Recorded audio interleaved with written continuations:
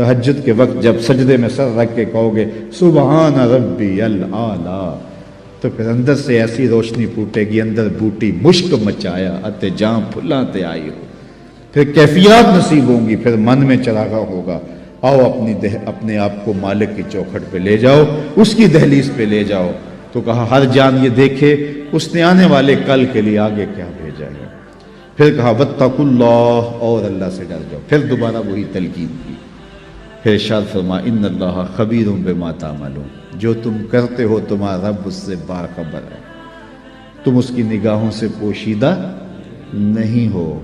آج کہیں لکھا ہوتا نا خبردار کیمرے کی آنکھ دیکھ رہی ہے، تو لوگ سیدھے ہو کے بیٹھ جاتے ہیں، کیمرے کی آنکھ دیکھ رہی ہے۔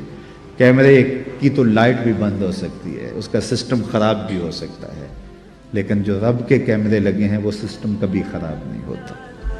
کیمرے کی ایک رینج ہے، اس سے آگے نہیں دیکھ پاتا، لیکن مالک کی شان کے ارا زبیبا نملۃ السودا، کالی رات کے اندھیرے میں، کالے پہاڑوں کے سلسلے میں، گہری غار کے اندر چیونٹیوں کے عمیق سوراخ میں جب چیونٹی چلتی ہے تو اس کے ننھے مہین قدموں سے سینہ سنگ کے اوپر جو وہمی اور گمانی لکیر بنتی ہے، تمہارا رب اس کو یوں دیکھتا ہے جس طرح دیوار چین کو دیکھتا ہے۔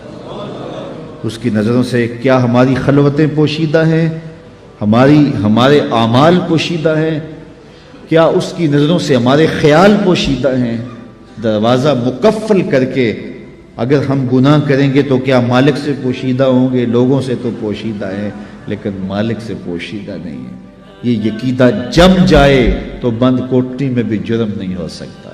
آپ دیکھتے نہیں ہیں کہ جب دروازے مقفل کر کے بت کے اوپر بھی موٹا کھیس ڈال کے زلیخا بولی ہے تا لگ یوسف اب تو آ جاؤ، اب تو کوئی نہیں دیکھ رہا، تو جناب یوسف نے کہا کالا معاذ اللہ، میں اللہ کی پناہ میں آتا ہوں، تو اپنے اس بے جان بت اور مجسمے سے بھی حیا کرتی ہے اور اس کے اوپر بھی جو دیکھ نہیں سکتا پردہ ڈال لیا ہے، اور میں اس سے حیا نہ کروں جو ساتویں کوٹڑی میں بھی دیکھتا ہے۔ پھر اتنی روشنیاں برستی ہیں کہ گناہ کا تصور بھی محال ہوتا ہے، اور یوسف بھاگتے ہیں تو اللہ دروازے کو کشادہ کرتا چلا جاتا ہے۔ تو آؤ تو سی اس چوکھٹ پہ، تو وہ تو بند کمروں کے ماحول دیکھتا ہے، اس سے تو کوئی چیز پوشیدہ نہیں ہے۔ یہ یقین اتر جائے، روح میں جم جائے تو پھر زندگی سنور جاتی ہے۔ اور میں آپ کو ایک اور بات عرض کرنا چاہتا ہوں کہ بطور سنی آپ تو یہ بھی عقیدہ رکھتے ہیں کہ رسول کریم کی نگاہوں سے کچھ پوشیدہ نہیں ہے، تو کیا یہ عقیدہ 3 گھنٹے کے مناظرے کے لیے رکھا ہوا ہے کہ عمل پہ بھی اس کا کوئی اثر ہے؟ اگر عمل پہ کوئی اثر ہے تو پھر بند خلوت کدے میں بھی جرم کرتے شرم آئے کہ رسول اللہ کی نگاہوں سے تو کچھ پوشیدہ نہیں ہے۔ پھر ہماری خلوتیں جو ہے وہ پاک ہو جائیں، ہماری جلوتیں پاک ہو جائیں، ہم رسول اللہ کی نگاہوں سے بھی پوشیدہ نہیں رہ سکتے۔ ان کی نگاہیں دوربین بھی دیکھتی ہے، ہمارے رب کی نگاہیں بھی دیکھتی ہیں، حضور اللہ کی عطا سے دیکھتے ہیں۔ تو جب یہ عقیدے جم جائیں گے، روح میں اتر جائیں گے، تو زندگی میں نظم پیدا ہو جائے گا۔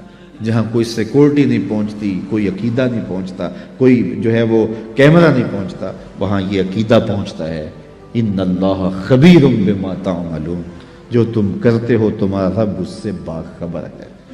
تو آئیے میں اور آپ اپنی زندگی کو ایک نظم میں لائیں۔ جو اللہ نے ہمیں مہلت دی، وقت دیا، آج ہمیں اللہ نے مہلت دی ہے، ہمارے پاس ابھی زندگی ہے، سانسیں چل رہی ہیں، توبہ کا دروازہ بھی بند نہیں ہوا، اس کے چوکھٹ، اس کے حضور آئیں گے، توبہ کریں گے، وہ سارے گناہ معاف کر دے گا۔ آئیے اپنی زندگی کو اس کی دہلیز پہ لے آئیں۔ بہت وقت ہم گزار چکے، لیکن جو وقت باقی ہے اس کو مالک کے لیے گزاریں، ایک ایک سانس اس کے نام کر دیں، اس کے محبوب کی اطاعت کو، فرما برداری کو شعار زندگی بنا لیں۔ اللہ اپنی رحمتوں کا سایہ عطا فرمائے۔ میں زیادہ لمبا خطاب کرتا، لیکن میرا خیال ہے سمجھنے کے لیے، سوچنے کے لیے، عمل کرنے کے لیے اتنی باتیں بھی کافی ہیں، اور ایک تھکے ہوئے شخص سے اتنی باتیں بھی اگر آپ تک پہنچ گئی ہیں تو ان پر عمل نصیب ہو جائے تو زندگی میں بہت کچھ تبدیلیاں لائی جا سکتی ہیں۔ میں آپ کے لیے دعا گو ہوں، اور آپ سارے لوگ میرے لیے دعا گو رہیں کہ اللہ ہم سب کی زندگی خوبصورت کر دے، خیرات حسنات دنیا اور حسنات آخرت عطا فرمائے، ہمیں بھلائیاں بھی دے، اپنی یاد بھی دے، اپنا ذکر بھی دے، ہمیں رزق حلال دے، حرام کے ایک لقمے سے بھی ہماری حفاظت کرے۔ یہ دن مارو مار لگی ہے، بھاگ دوڑ لگی ہے کہ ہم بہت امیر ہو جائیں، ایک دوسرے سے امیر ہو جائیں، چھوڑو اس فکر کو، بس اللہ کے حضور پیش ہونے کا سوچو۔ حضرت سری سکتی رضی اللہ تعالیٰ عنہ فرمایا کرتے تھے، میں تو اس بات سے ڈرتا ہوں اپنے رب کا سامنا کیسے کروں گا۔ سب سے بڑی بات تو یہ ہے، تو جو اللہ نے دے دیا ہم بھوکے نہیں سوتے ہیں۔ میں تو جب سے ہوش سنبھالی آج تک بھوکا نہیں سویا، تو میرا خیال آپ بھی نہیں سوئے ہوں گے۔ وہ پتھر کے اندر جو کیڑا ہے اس کو بھی رزق دیتا ہے، اس نے رزق ذمہ لیا ہے۔ وما من دابۃ فی الارض الا علی اللہ رزقها، زمین پر چلنے رینگنے والی کوئی چیز نہیں جس کا رزق اللہ کے ذمہ کرم پہ نہ ہو۔ وہ تو یار ہمیں تو 2 وقت کی روٹی سادہ سی چاہیے ہوتی ہے۔ ایک پرندہ ہے ہنس سچے موتی کھاتا ہے، سچے موتی، اور آپ پنساری کے پاس چلے جائیں تو آپ اس کو ہزاروں روپے دیں تو وہ تولوں اور ماشوں میں آپ کو دے گا، اتنے کم یار، اور پھر بھی آپ یقین سے نہیں کہہ سکتے کہ یہ سچے ہیں، ہزاروں روپے خرچ کر کے۔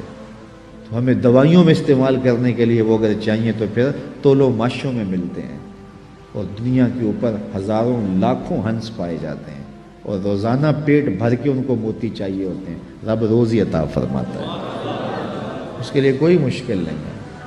ہماری ہڈیاں تو 2 پاؤ دودھ جو ہے وہ گوشت سے پک جاتی ہے، لیکن ایک دن کے اندر ایک شیر کتنا گوشت کھاتا ہے، اللہ اسے روزی دیتا ہے۔